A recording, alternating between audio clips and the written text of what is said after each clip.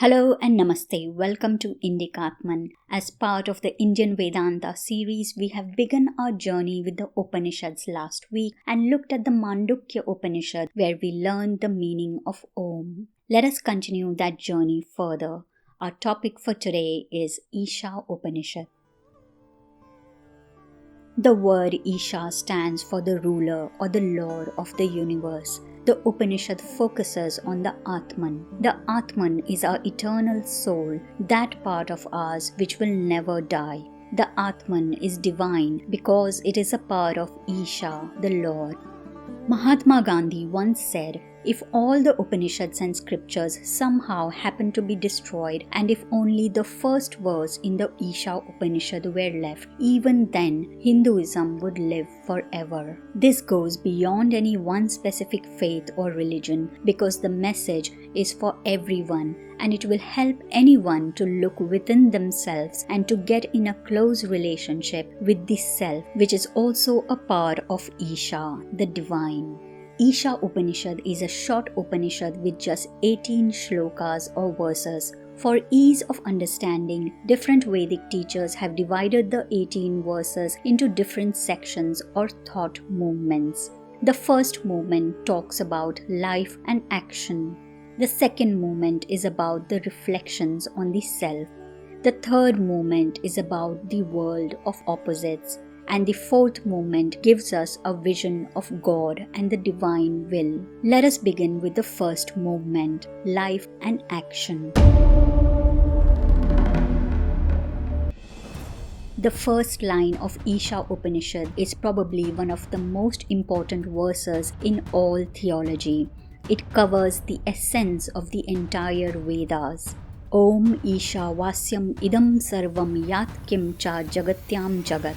All is a dwelling of the Lord. Everything that moves in this universe is the house or the clothing of the Lord. Not even a tiny dust particle is excluded from this. So God is not remote from us, but rather it encompasses us, it surrounds us, it includes us and is within us. With this one thought alone, your whole perception of this physical world will make a huge shift. Isha Upanishad is asking us to raise our vision of the self and God with this one thought. The second line of the first verse guides us to renunciation. This does not mean we need to renounce the world, but to renounce the false notions and perceptions of the world. The verse contains the word bhunjita. It means both to enjoy and protect. We must protect ourselves from the falsity of the world, but also enjoy it. The second verse encourages us to take care of ourselves and have a desire to live 100 years so that it gives us an opportunity and time to perform an abundance of selfless karma. It says, for people who perform any action which is selfless, that means without any desire to fruit or personal gain, for those people, karma will not cling to their soul. They will be free of that bondage. The third verse warns us that those who do not work on their spiritual life and understanding of the self will fall into the asuric or the sunless demonic dark world of ignorance. These people have been described as slayers of their own souls. Let us now look at the second thought movement, reflections on the self. The Upanishad is nudging us to reflect on our true self, the Atman. Who are we? What is our purpose? What could be our spiritual goals? The self is powerful. It has the power to free those who realize it and to keep those in bondage who do not remember it. The verse 4 of the Upanishad says, the self is motionless, but it is still faster than our mind and senses. No one can catch it. It overtakes anything even by just motionless sitting. You can find the self everywhere in the universe and also realize that the same self is in you. Verse 5 beautifully describes it as Tadejati Tannaijati Taddure Tadantike Tadantasya Sarvasya Tadu Sarvasya Bahatah. It moves and it moves not. It is far and yet it is near. It is within all this and yet it is also outside all this. Verses 6 and 7 are a key message of this Upanishad. It says, "The one who sees all beings in the self and sees the self in all beings, that one is the one who has real vision."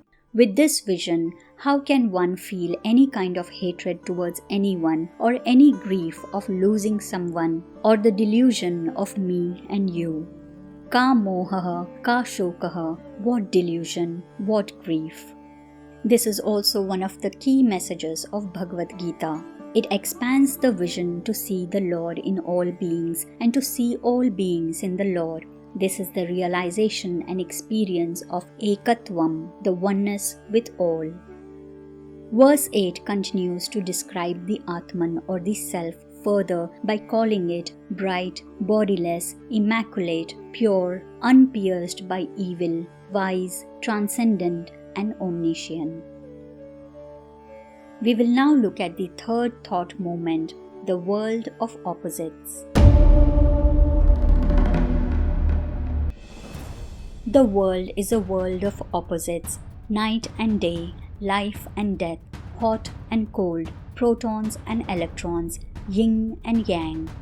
The same way the world moves around because of the opposites, knowledge and ignorance, and the manifest and the unmanifest. Verses 9 to 11 talk about the existence of knowledge and ignorance, vidya and avidya in this world. Because of the veil of ignorance, we are able to separate ourselves from others and the Lord, and are able to perform our daily functions and duties required in this world. This veil is required for us to survive in this physical world.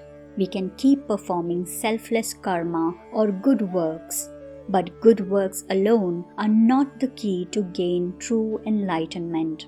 It has to be coupled with strong spiritual work which leads us to the knowledge of the truth beyond the veil.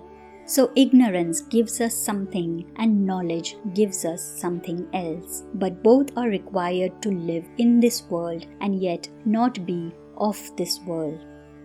Verses 12 to 14 talk about the similar dichotomy between Sambhuti and Asambhuti, the manifest and the unmanifest forms of God. The manifest form of God is everything physical in this universe, the oceans and forests, the animals and birds, the human beings, our senses and mind, the various religions and their gods, the various personal gods and deities.